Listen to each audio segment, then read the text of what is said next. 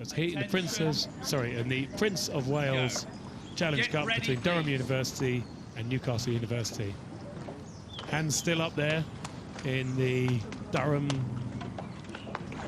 quad scull. Newcastle looking completely ready. Attention. Go. Quad's a difficult boat to handle, difficult to get 8 oars with only 4 men each. All ladies each moving cleanly and smoothly off the stars. We have a good look here at Durham. Really nice aggressive start. Look like they've got away well. Yeah, really dominant start there. They got up to 49 strokes a minute. Really clean, and you can just see, I love watching quads go off the start, particularly when their blade work is clean and crisp and you watch all 8 of those blades go in and out of the water together. If you can do that cleanly, you're highly likely to be out in front. But what a great start here from both of these crews. I mean, it's an absolutely dominating start from Durham University.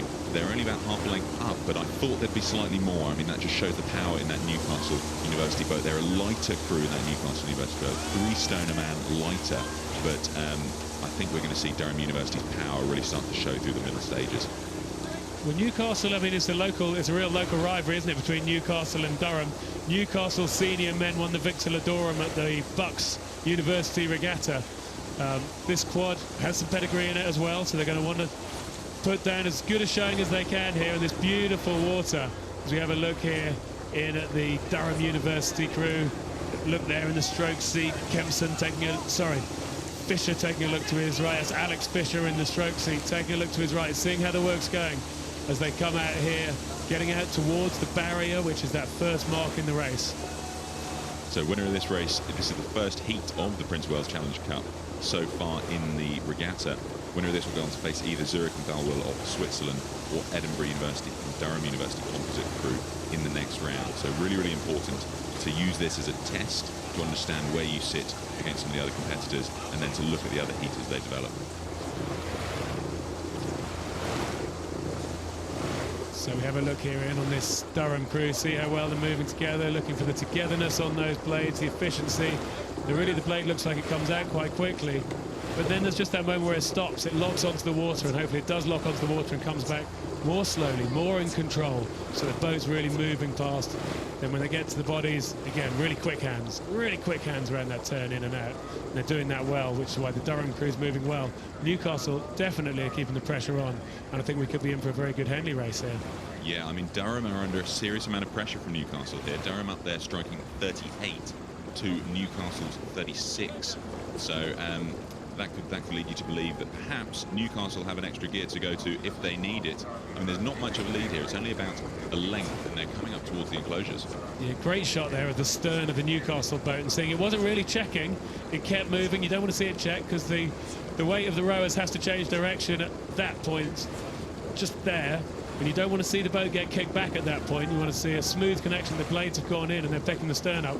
I think Newcastle are hanging right into this. They want to look after their steering, want to make sure they stay on their station. They don't need to be that far out right now, but they're not letting Durham get on top of them. They're both striking 36 now, but Newcastle are definitely making the best of this. They're closing down that lead, and I reckon they're going to row through them. They're led here by Rory Kempson in the stroke seat of the Newcastle boat, and at some stage he's going to start to lift it up and build it. I mean, they just look so technically immaculate in that Newcastle boat, which is on the left of the picture here, in their raw blue and white lycras. This is the great Henley race. This is what it's all about. Durham have got the advantage through the middle. Let's see what Newcastle can do as we come down here. They're going to be coming up. I think they're going to be along by the side. What's that mark? 3/4 mile are we coming to? Yes, it is the 3/4 mile. Remnant, there's still plenty of race course left, still plenty of time. As you very rightly picked up, Peter, Newcastle had a lower stroke rate. They'll see from that marker that they're still overlapping. They're only 3/4 of their length behind, and they'll know they're still right in the hunt for this if they can move on and take advantage of that lower stroke rate they had earlier in the race. I mean, what goes through your mind, Greg, when you're in the middle of a race like this? You're slightly behind. Do you try and change your race strategy, or do you race the race plan that you set and discussed with your coach, even if you're trailing slightly? I think you have to row the race plan that you've planned. That you talk about it beforehand. You need 4 minds thinking, well, you need that team mind. You need that psychological edge which says we believe in each other, we know what we're doing, we know how we're going to go and do it.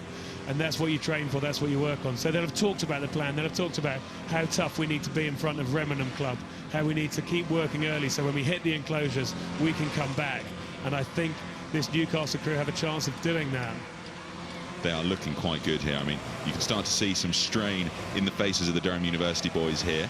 I mean, they're up there striking 38 strokes a minute, so under serious pressure to keep that boat speed and hold off Newcastle University, whereas Newcastle University, a lighter crew here. They don't look quite as strained to hold that boat speed, and at some stage they're going to start to build for the finish, and that's where we're going to see either of these crews start to surge ahead, I feel.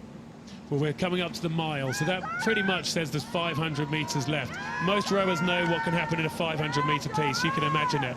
500-metre race. That's what we've got left. It's a drag race. It's a sprint. Durham University have got the advantage. I think they're going to try to drift across onto Newcastle. They're going to try and make it very hard for Newcastle to come back. I think John Hedger is going to need to get that flag out and probably steer them back if they come any further. They're doing a good job for me here of just dominating the centre of the course. Newcastle it is who've drifted off their station. They're the ones who need to steer back. Take advantage of anything they can as they come here in front of the enclosures. As we see there, Tom Hutchinson in the 3-seat, looking over his shoulder in the Newcastle boat. Come in, we've got this, we've got this. Tom James in the 2-seat. He's taking a look as well. They're all having a look. Rory Kempson's had a look now. Stay focused down your boat, boys. Look at the stern, power it on, and start moving back at that Durham boat. Now is your chance. Now's your moment. You have to go for it. As John Hedges twitching with that flag in his right hand. He's thinking about whether to wave it, and he might wave it, or he might not wave it. There it is, so warning coming in clearly for Durham to move over as Newcastle start to lift up the gearing here. So they've moved up to 38 strokes a minute, well into their finishing burn now, and you can see with pretty much every stroke they're trying to really try to build that momentum.